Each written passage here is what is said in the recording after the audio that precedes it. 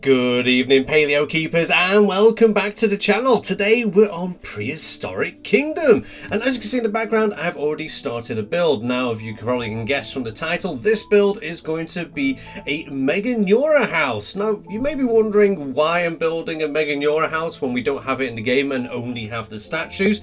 As you can probably tell from last week, I'd made a video showcasing a bug house that was on the workshop, and I just stripped the internals and placed my own internals with Meganeura and Arthroplora.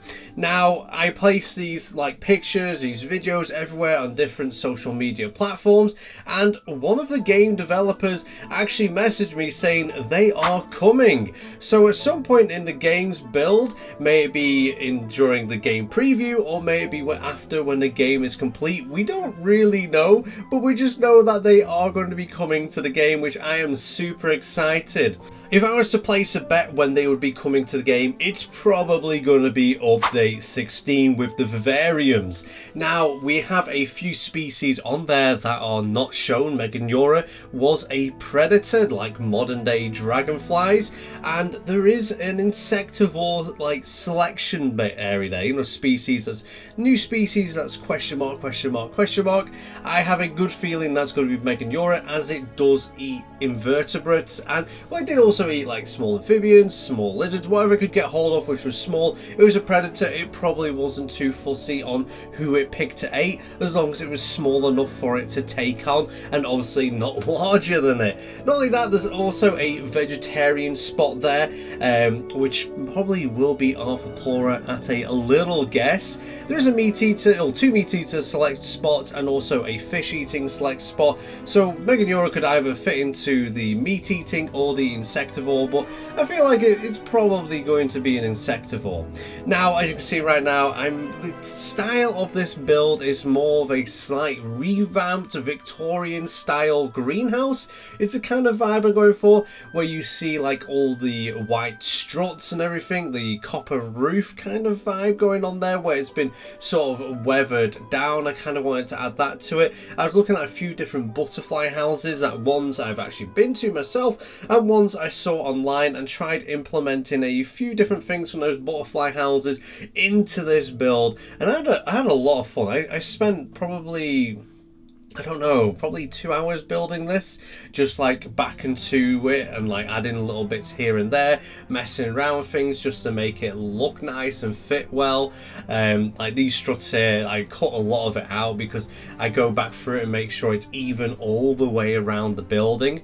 But like I said, this is going to be for the Meganeura when they eventually come to the game. Obviously, they're going to be in the vivarium style creature builds, as it were. So what you can do, you can remove all the walls so they're invisible. It would be the case for me trying to find out where's the best area to slot them into this build. Maybe a few exhibits here and there. Obviously, they want a large flying space, so that's what we've given them in here. And you may be wondering, you hardly ever see dragonflies in captivity, especially in zoos, in the butterfly houses. Some occasions it does happen, especially when they're trying to do a breeding programmed for a particular species of dragonfly. But the reason why you don't actually see them all that often is because the dragonfly stage of its lifestyle is usually only a couple of weeks to maybe a month or two, and it's probably going to be the same for Meganeura. They probably only stayed in that dragonfly state for a couple of weeks or maybe a couple of months with how big it is, but the majority of its lifespan is actually in its larvae form, which is obviously this aquatic predator creature. It lives in the mud banks of waters, keeping those alive in captivity. The water needs to be fresh, it needs to be clean. A bit harder in captivity than in wild to look after them. Again, another reason to why you don't actually see them all that often. Nevertheless, I really wanted to make this so it's very realistic in the sense I added a big muddy pond, so there's plenty of spaces for the larvae to hide, and with them being so big, you probably could see them from the walkway in the water from above.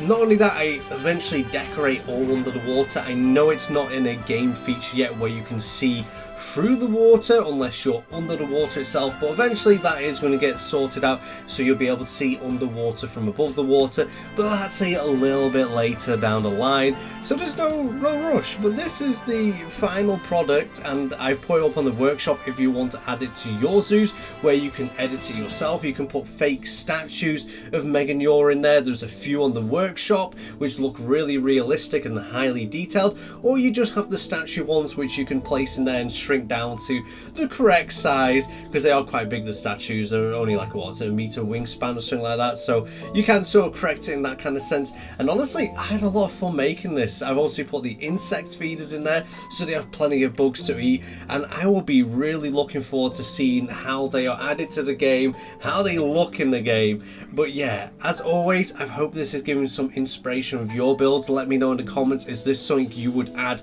to your zoos? And as always, thank you for watching. Until next time, I'll see you later.